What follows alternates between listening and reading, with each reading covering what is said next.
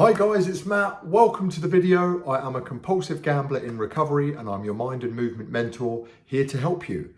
So today I want to talk about something that is concerning me as a compulsive gambler, and that is the normalization of gambling in society and how this is seems to just be almost exponentially evolving forward. Now, I'd love to know your opinion on this. I sometimes feel like me as a compulsive gambler, I've got this more on my radar. You know, there's the part of the brain called the reticular activation system, which is where you choose to select your focus. A bit like when you buy a new car, suddenly everyone's got that same car when really it's just a normal, but it's just you're paying more attention to it. So maybe there's a bit of that going on with me. I'd love to know what you think, but I do think that this is quite serious. You know, it started with things like, I don't know, grand national sweepstakes in the office at work have always kind of been like maybe just like a little bit of fun, and then maybe like scratch cards as a Christmas present in Christmas cards and things like that. But now you've got this kind of horrible combination of celebrities, particularly in America, mentioning no names, Drake and Jamie Foxx, massively kind of doing the big gambling promo thing on both social media and on the billboards in the States and on the television and that kind of thing.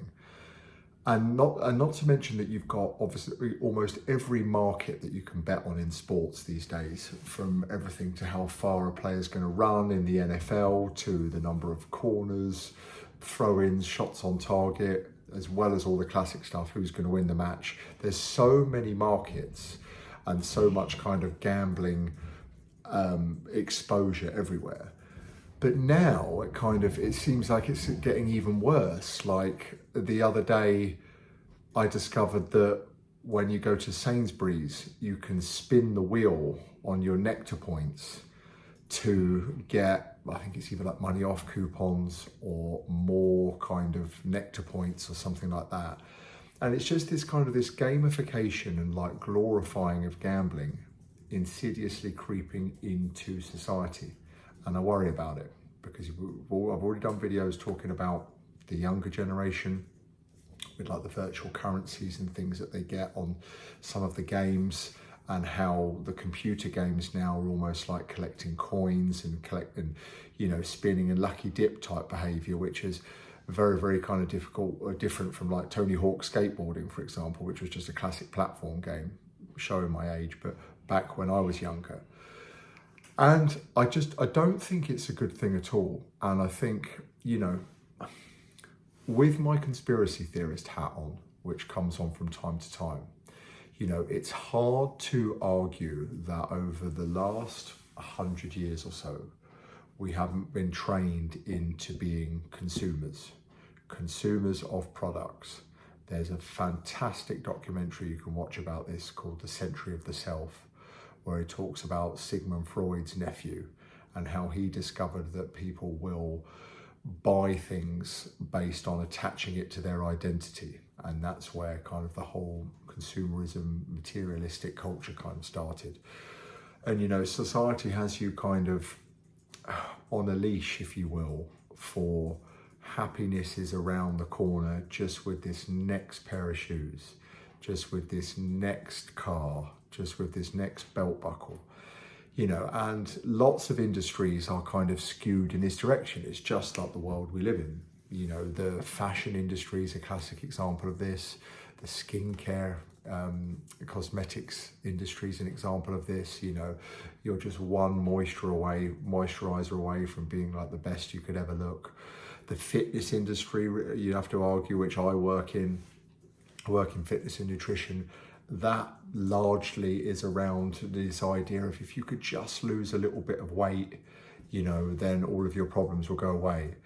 And I feel like that the gambling is the next phase of this, where we are almost, I don't want to use the word groomed, but I will, being kind of pushed into and groomed into being a generation of gamblers. And we've already got these apps like TikTok, Instagram, Snapchat that are very, very, kind of dopamine inducing attention span reducing, kind of a stress on our concentration and a pull on our focus in the modern day.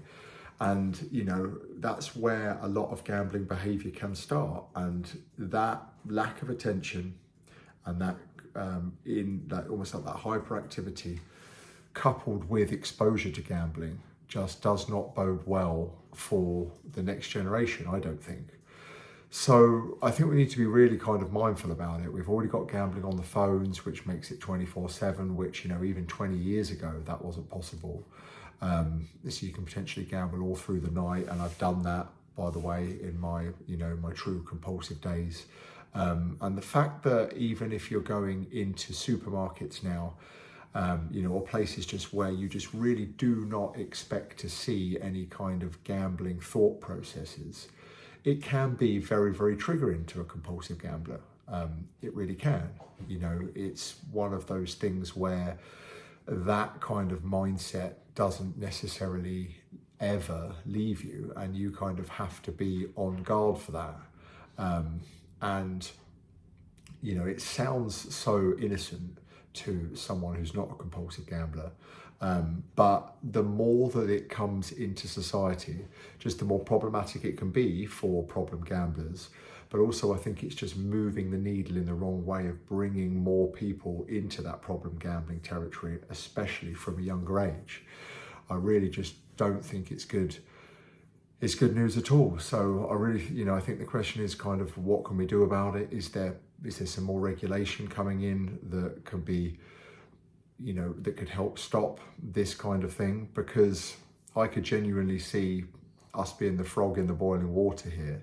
And fast forward 5-10 years, you could have, I don't know, things like gambling functions on your Netflix as to, what you're going to watch, or credits or something like that, or discount on your bill, or with your music choices on Spotify or that kind of thing. Sounds preposterous, but kind of who'd have thought we'd be where we are now 5, 10, 20 years ago? I certainly wouldn't.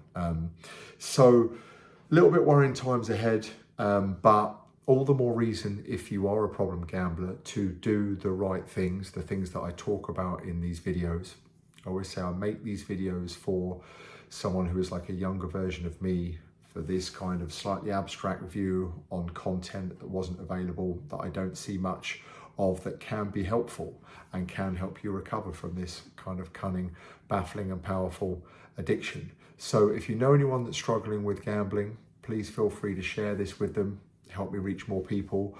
Also liking, commenting and subscribing to the channel will also help me grow it and reach more people. So I'd be so grateful if you could do that. And I will talk to you in the next video very, very soon.